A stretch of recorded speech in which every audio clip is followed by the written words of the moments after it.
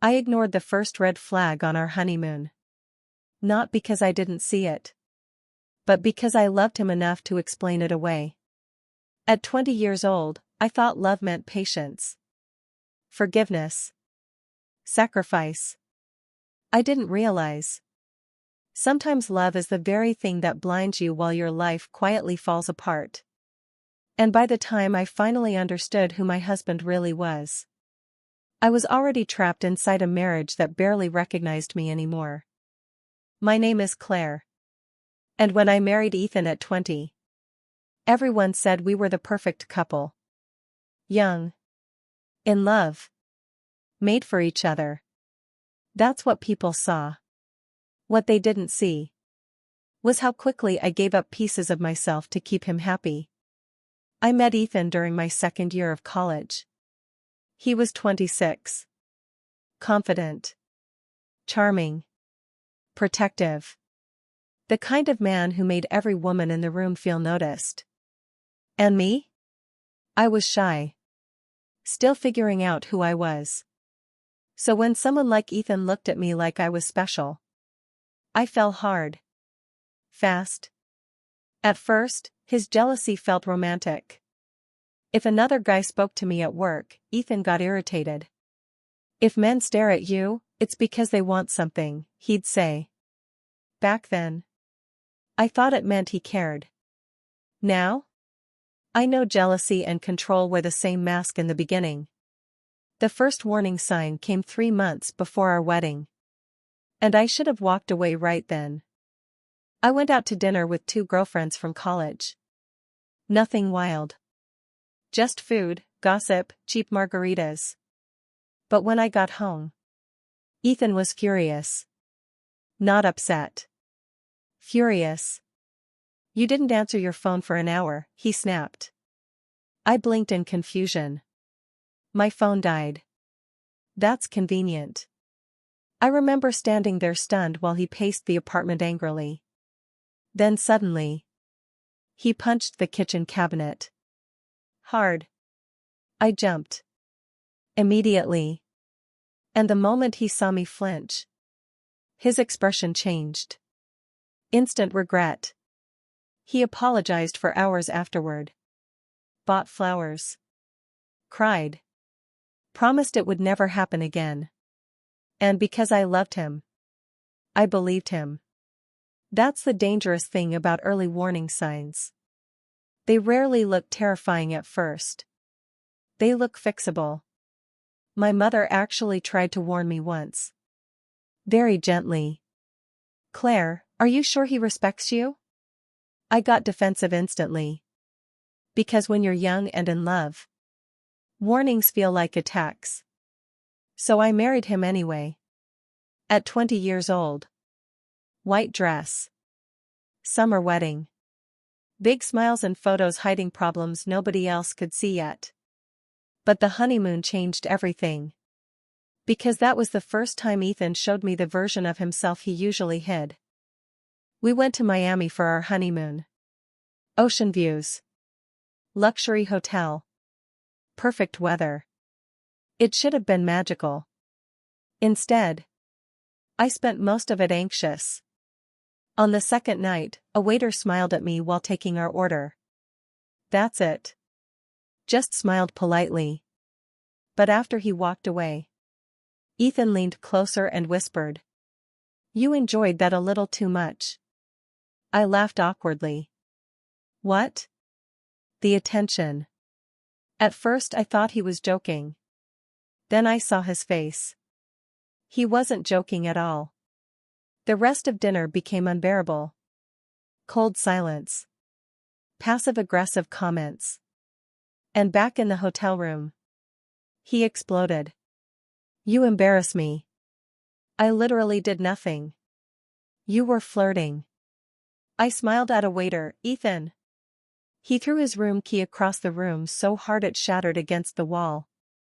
And suddenly, I felt scared. Actually scared. But the next morning, he cried again. Held me tightly. Blamed stress. Blamed alcohol. Blamed his childhood. And somehow, I ended up comforting him. Not myself. Him. That became the pattern of our entire marriage. He hurt me, then convinced me his pain mattered more. The scary thing about toxic marriages is they usually collapse slowly. Not all at once. Ethan never told me directly what to wear. He just criticized certain outfits until I stopped wearing them. That dress is a little revealing. Why wear makeup if we're just staying local? You care too much about attention. So eventually, I started dressing smaller. Quieter. Safer. Then came my friendships. Every time I spent time with friends, Ethan became moody afterward. Cold. Distant. So eventually, seeing friends started feeling emotionally exhausting. And slowly, without even noticing, my entire world became centered around him. Then came the pregnancy. And honestly, that's when things became truly frightening. I got pregnant at 24. And for a brief moment, things improved. Ethan became softer. Kinder. Excited. I thought maybe fatherhood would heal something inside him. I was wrong. After our daughter Lily was born, my life became survival mode. No sleep. Constant exhaustion. Postpartum anxiety I didn't fully understand. And instead of helping, Ethan became resentful. You never pay attention to me anymore. I remember staring at him in disbelief while holding a screaming newborn. Like somehow his inconvenience mattered more than my exhaustion. One night changed everything. Lily was crying nonstop around 2 a.m. I was overwhelmed and crying myself when Ethan stormed into the nursery. For God's sake, make her stop. I'm trying. Then he shouted. You're acting like a terrible mother.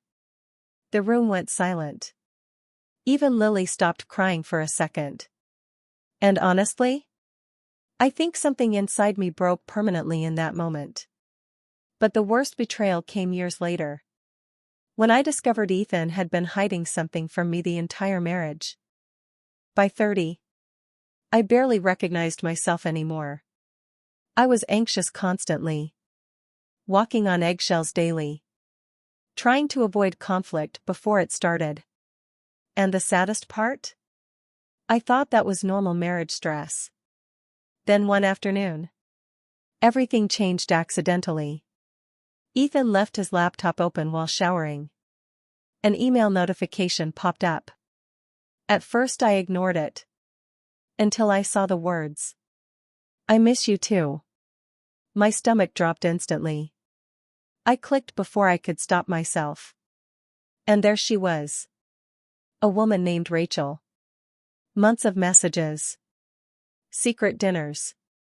Hotel reservations. Photos. My hands started shaking violently. Because after years of controlling me, accusing me, isolating me, he was cheating himself. But somehow, the affair wasn't even the most painful part. The messages were. One message destroyed me completely. Rachel asked, why don't you just leave your wife? And Ethan replied, Claire needs me too much. She'd fall apart without me.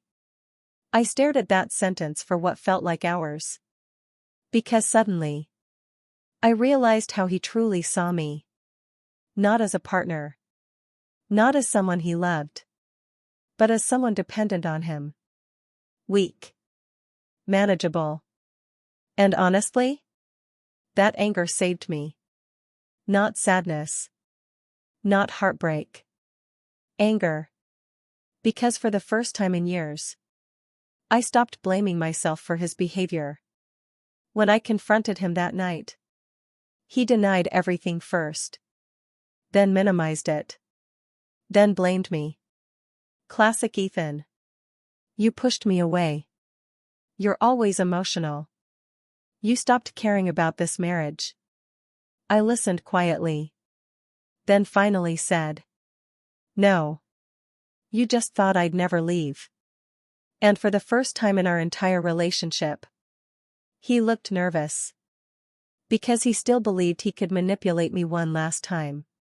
He was wrong. Leaving wasn't dramatic. No screaming. No revenge. Just exhaustion. The kind that settles deep into your bones after years of emotional survival. I packed slowly while Ethan followed me around the house apologizing. Crying. Promising therapy. Promising change. But the thing about repeated warning signs is eventually they stop looking like mistakes and start looking like choices. The hardest part was Lily. She was 7 by then. And explaining divorce to a child feels like breaking your own heart carefully with your bare hands. But one night, she whispered something that confirmed I was doing the right thing. "Mommy, why are you happier now?" I almost cried right there. Because children notice everything. Even the things we try desperately to hide. I'm 34 now.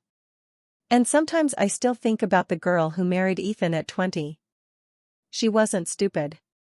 Just inexperienced. She thought love meant enduring pain. Fixing people. Saving relationships no matter the cost. But love should never require you to disappear inside yourself. A few months ago, Ethan called me unexpectedly. He sounded older. Lonelier. I ruined everything, he admitted quietly. And honestly? For years I dreamed about hearing him say that. But when it finally happened, I didn't feel victorious. Just free. Before hanging up, he asked softly, "Do you regret marrying me?" I thought about it for a long moment. Then answered honestly, "No." Because surviving that marriage taught me something important. Warning signs don't mean you're weak for missing them. Sometimes people only recognize red flags after they finally learn what healthy love is supposed to feel like. And now? I finally do.